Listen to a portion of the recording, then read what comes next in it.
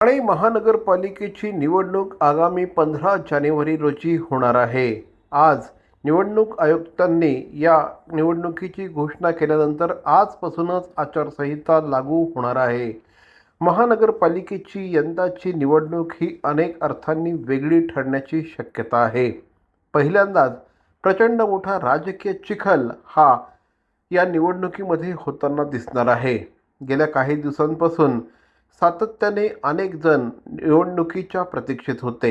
जवळपास 2017 नंतर 8 वर्षानंतर ही निवडणूक होते आहे। 2022ला ठाणे महानगरपालिका बरखास्त झाल्यानंतर 3 वर्ष या महानगरपालिकेवर प्रशासक आहे। राज्यातली अ वर्ग महानगरपालिका आहे।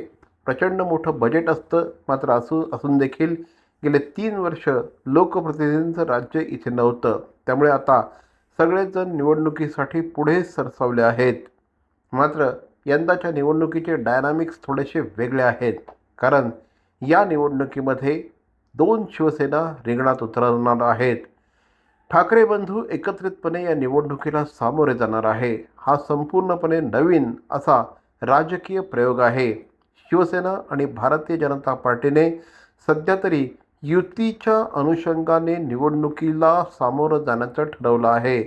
मात्र युती म्हटली की अनेकांना निवडणुकीआधीच आपले शस्त्र म्यान करावे लागणार आहेत। राजकीय निवडणुका या महत्त्वाकांक्षी लोकांचा खेळ असतो असं म्हटलं जातं। त्यामुळे अनेक महत्त्वाकांक्षी लोक हे या निवडणुकीमध्ये बंडखोरी करतील किंवा इतर पक्षांकडे आपली धाव घेतील। त्यामुळे पुढचे काही दिवस हे बंडाळीचे असणार आहेत असं म्हटल्यास वावगं ठरणार नाही। तर दुसरीकडे राष्ट्रवादी काँग्रेस देखील आता 2 झाल्या आहेत।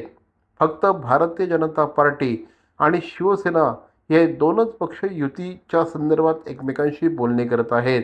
मात्र अजितदादा पवारांचा राष्ट्रवादी काँग्रेस पक्ष नेमका काय करणार, तो स्वतंत्रपणे लढणार की युतीमध्ये निवडणूक लढणार, हे अद्यापही स्पष्ट झालेलं नाही।